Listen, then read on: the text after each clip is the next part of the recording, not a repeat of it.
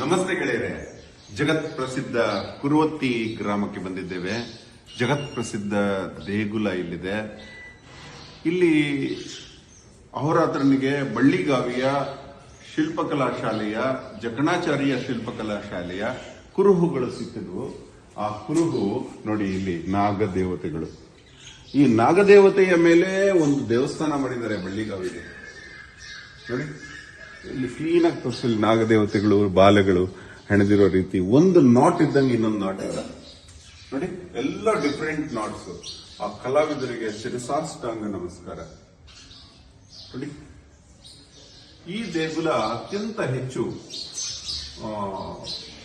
ಭಕ್ತರನ್ನ ಹೊಂದಿರೋ ದೇಗುಲ. ಅತ್ಯಂತ ಹೆಚ್ಚು ಜನಕ್ಕೆ ಮನೆ ದೇವರು ಕುರುವತ್ತಿ ಬಸವಣ್ಣ. ಬನ್ನಿ ತೋರಿಸ್ತೀನಿ. ನಮಗೆ ಲೇಪಾಕ್ಷಿ ಬಸವಣ್ಣ ದೊಡ್ಡದು, ಆದ್ರೆ ಸುಂದರ ಬಸವಣ್ಣಗಳಲ್ಲಿ ದೊಡ್ಡದು ನಿಮಗೆ ಇದು ವೈಸೆಂಟ್ರ ಹಳೆ ಬೀಡಲ್ಲಿ ಸಿಗುತ್ತೆ. ಆ ರೀತಿ ಕುರುವತ್ತಿ ಬಸವಣ್ಣ, ಇದೇ ರೀತಿ ಮುಖ ಇರೋ ಬಸವಣ್ಣ, ಒಂದು ಕಣ್ಣಲ್ಲಿ ಶಿವನನ್ನ ಇನ್ನೊಂದು ಕಣ್ಣಲ್ಲಿ ಪಾರ್ವತಿಯನ್ನು ನೋಡುವಂತಹ ಬಸವಣ್ಣ ನಿಮಗೆ ಕಾಣಸಿಗೋದು ಶಿರಸಿಲಿ. ನಮ್ಮ ಮಧುಕೇಶ್ವರ ಕೈಟಬೇಶ್ವರ ದೇವಸ್ಥಾನ ಇದೆ, ಅಲ್ಲಿ ಕಾಣಸಿಗುತ್ತೆ. ಒಳಗಡೆ ಬಿಡೋದಿಲ್ಲ, ಇಲ್ಲಾಂದ್ರೆ ಈ ಬಸವಣ್ಣನ ಬಾಲ ಆಗಲಿ ಅದೆಲ್ಲ ನೋಡೋಕೆ ತುಂಬಾ ಚಂದ. ನೀವು ತೆಗಿತೀರಾ ಒಳಗಡೆಯಿಂದ ಶೀಟು? ಕೊಡಿ. ಆನ್ ಆಗಿದೆ, ಹಾಗೆ ಇಟ್ಕೊಂಡು ಫುಲ್ಲು ತೋರಿಸ್ಕೊಂಡು ಆನ್ ಆಗಿದೆ. ವೃಷಣ ಎಲ್ಲ ತೋರಿಸ್ತೀನಿ. ವೃಷಭದಿಂದಲೇ ಪುರುಷತ್ವಕ್ಕೆ ವೃಷಣ ಅಂತ ಹೆಸರು ಬಂದಿದ್ರು. ಹಾಗೂ ಜಗತ್ತಿನ ಅತಿ ಶ್ರೇಷ್ಠ ಪುರುಷತ್ವದ ಲಕ್ಷಣವೇ ಬಸವಣ್ಣ. ಈ ಕುರುವತ್ತಿ ಬಸವಣ್ಣನಿಗೆ ಒಂದು ಶಕ್ತಿ ಇದೆ. ನಿಮ್ಮ ದೇಹದಲ್ಲಿ ವಾಸಿಯಾದ ಕುರಗಳಿದ್ರೆ, ಕುರ ಅಂದ್ರೆ ತಾಯಿಗಳಿದ್ರೆ, ಇಲ್ಲಿ ಬಂದವರಿಗೆಲ್ಲ ವಾಸಿ ಆಗ್ತಿತ್ತು. ಇವಾಗೆಲ್ಲ ಹಾಸ್ಪಿಟಲ್ ಇದೆ. ಹಿಂದೆ ಎಷ್ಟು ವರ್ಷ ಆದರೂ ವಾಸಿ ಆಗ್ತಿರುವಂತಹ ಗಾಯಗಳಿದೆ, ಈ ದೇವರ ಹತ್ರ ಬಂದ್ರೆ ವಾಸಿ ಆಗ್ತಿತ್ತು. ಅದಕ್ಕೆ ಕುರುವತ್ತಿ ಅಂತಾರೆ. ಅನೇಕ ಕುರುಹುಗಳನ್ನು ಹೊಂದಿರುವ ಬಸವಣ್ಣ ಅದರಿಂದ ಕುರುವತ್ತಿ ಅಂತಾರೆ. ಕರವೆತ್ತಿ ಎಂದು ಅಂತಾರೆ. ಈ ಊರಿನ ಹೆಸರು ತುಂಬಾ ಚಂದ, ತುಂಗಭದ್ರಾ ತೀರದಲ್ಲಿದೆ. ಇದು ಮೈಲಾರಲಿಂಗನ ಸುತ್ತಮುತ್ತಲ ಕ್ಷೇತ್ರಗಳಲ್ಲಿ ಬರುತ್ತೆ. ಹೊಳಲು, ಕುರುವತ್ತಿ, ಮೈಲಾರಲಿಂಗ, ಗಗನಾಥ. ನೀವು ಕೊಂಕಣ ಸುತ್ತಿ ಮೈಲಾರ ಅಂತ ಹೇಳ್ತಿರಲ್ಲ, ಹಾಗೆ ಇಲ್ಲಿ ಸುತ್ತಲೂ ತುಂಗಭದ್ರಾ ನದಿ ಇರೋದ್ರಿಂದ ಜನ ಜಾರಿ ತಪ್ತಾ ಇದ್ದಾರೆ ಇಲ್ಲಿ ಬರೋದಕ್ಕೆ. ಅದಕ್ಕೆ ಕೊಂಕಣ ಸುತ್ತಿ ಮೈಲಾರ. ಎಷ್ಟು ಸುತ್ತಿದ್ರು ಮೈಲಾರಕ್ಕೆ ಬರೋಕ್ಕಾಗಲ್ಲ. ಅವರು ಇದ್ರ ಬಗ್ಗೆ ಗಮನ ವಹಿಸಬೇಕು. ಇದು ಅಹೋರಾತ್ರನ ಪರಿಪರಿಯ ವಿನಂತಿ. ಇಂತಹ ಒಳ್ಳೆಯ ಶಿಲ್ಪಕಲೆಯ ದೇಗುಲ ನೋಡಿ, ಎಷ್ಟು ಚೆನ್ನಾಗಿರೋ ಆ ಶಿಲಾಬಾಲಿಕೆ. ಇಲ್ಲೊಂದು, ಅಲ್ಲೊಂದು, ಇಲ್ಲೊಂದು. ಇಲ್ಲಿ ಬನ್ನಿ ತೋರಿಸ್ತೀನಿ. ಇಲ್ಲೊಂದು ಶಿಲಾಬಾಲಿಕೆ ಇತ್ತು, ಇದನ್ನು ಬ್ರಿಟಿಷರು ಕರ್ಕೊಂಡು ಹೋಗ್ತಾರೆ. ಇಲ್ಲಿ ಇರೋ ಶಿಲಾಬಾಲಿಕೆ ನೋಡಿ, ಆ ಡೋಲ್ಗೆ ಇರೋ ಹಗ್ಗ ಕೂಡ ಕಲ್ಲಲ್ಲೇ ಮಾಡಿದ್ರೆ ಅದ್ರೊಳಗಡೆ ಬೆರಳೋಗಿದೆ. ಈ ಬಳೆಗಳು ನೋಡಿ ಎಷ್ಟು ಚೆನ್ನಾಗಿದೆ. ಆ ಹಾರ ಮುರಿದೋಗಿದೆ, ಕಾಲು ಮುರಿದೋಗಿದೆ. ತುಂಬಾ ಹೊಟ್ಟೆ ಚೂರನತ್ತೆ, ಮೇಂಟೆನೆನ್ಸ್ ಇಲ್ಲ. ಅದು ಏನು ಆರ್ಕಿಯಾಲಜಿಕಲ್ ಡಿಪಾರ್ಟ್ಮೆಂಟ್ ಅವರು, ನೀವು ಯಾಕೆ ಇದನ್ನ ಗಮನಿಸ್ತಾ ಇಲ್ಲ? ಜನ ಮುಟ್ಟಿದ್ರೆ ಕೇಸುಗಳು ಹಾಕಿ ಜೈಲ್ಗೆ ಹಾಕ್ತೀರಿ. ನೀವು ಇದನ್ನ ಬಿಡಿ, ನಿಮಗೆ ತೋರಿಸ್ತೀನಿ.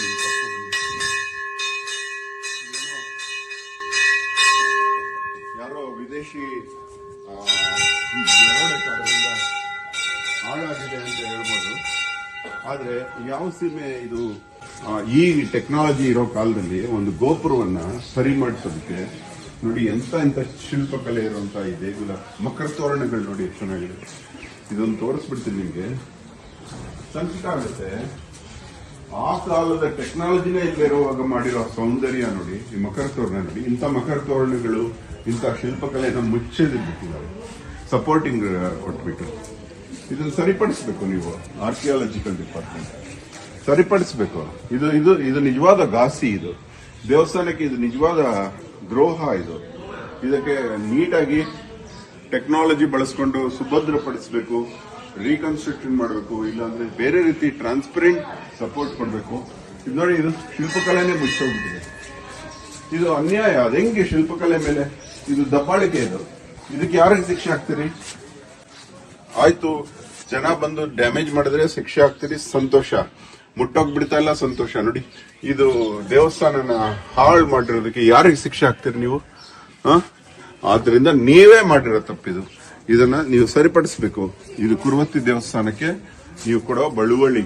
ಇನ್ನು ಮುಂದೆ ಯಾವ ದೇವಸ್ಥಾನದಲ್ಲಿ ಇಂಥ ಜನ ಏನ್ ಡಿಪಾರ್ಟ್ಮೆಂಟ್ ನಿಮ್ದು ಅಂತ ಅನ್ಕೋತಾರೆ. ಇದೇನು ಇದು ನಿಜವಾಗ್ಲೂ ವಿದೇಶಿಗರು ಎಲ್ಲ ಬಂದ್ರೆ ಏನ್ ಡಿಪಾರ್ಟ್ಮೆಂಟ್ ಇದು, ಈ ರೀತಿ ಡ್ಯಾಮೇಜ್ ಮಾಡಿದ್ದಾರೆ.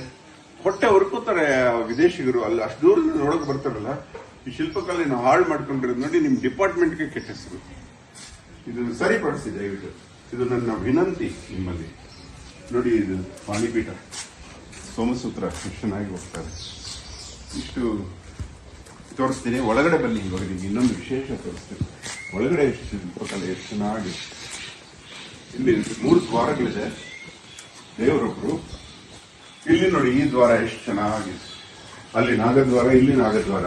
ಇದು ಬಳ್ಳಿಗಾವಿಯ ಶಿಲ್ಪಕಲೆ ಶಾಲೆಯ ಹುಡುಗರು, ಜಗಣಾಚಾರ್ಯ ಶಿಷ್ಯರು ಮಾಡಿರ್ಬೇಕು ಅಂತ ಅನ್ಸುತ್ತೆ. 11ನೇ ಶತಮಾನ ಅಂದ್ರೆ ಜಗಣಾಚಾರಿ ಕೂಡ ಇದ್ರು ಅವಾಗ. ನೋಡಿ ಎಷ್ಟು ಚೆನ್ನಾಗಿದೆ ನಾಗದೇವತೆಗಳು. ಇಲ್ಲಿ ಬನ್ನಿ,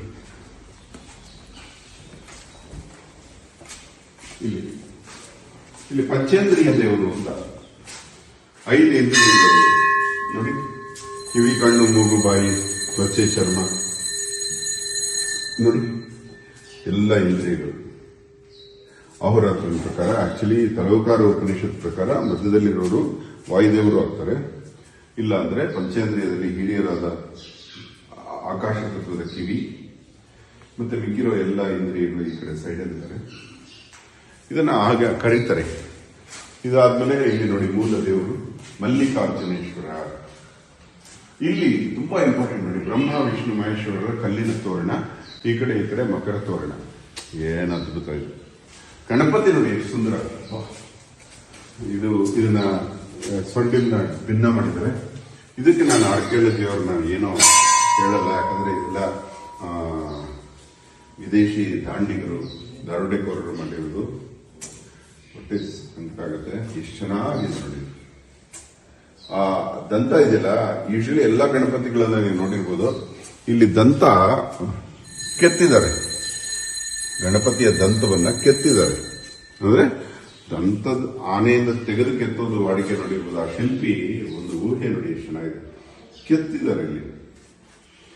ಇದೊಂದು ಇಲ್ಲಿ ಯೋಗಿ ನಾರಾಯಣ ಅಂತ ನೋಡಿ, ಯಾವುದೇ ಒಂದು ಆಯುಧಗಳಿಲ್ಲ ನಾರಾಯಣನ ಕೈಯಲ್ಲಿ. ಯೋಗಿ ಅಂದ್ರೆ ಸಿದ್ಧ ಪುರುಷ. ಹೂವುಗಳಿದೆ, ಬಡ್ಡುಗಳಿದೆ, ಅಂದ್ರೆ ಶಾಂತ ಮೂರ್ತಿ. ಎಷ್ಟು ಚೆನ್ನಾಗಿದೆ ದೇವರು ನೋಡಿ, ಎಷ್ಟು ಒಳ್ಳೆ ಕಲೆ. ಹಂಗೆ ಈ ದ್ವಾರ ತೋರಿಸ್ಬಿಡ್ತೀನಿ, ಅದನ್ನು 2 ದ್ವಾರ ತೋರಿಸಿದಾಯ್ತು. ಬನ್ನಿ,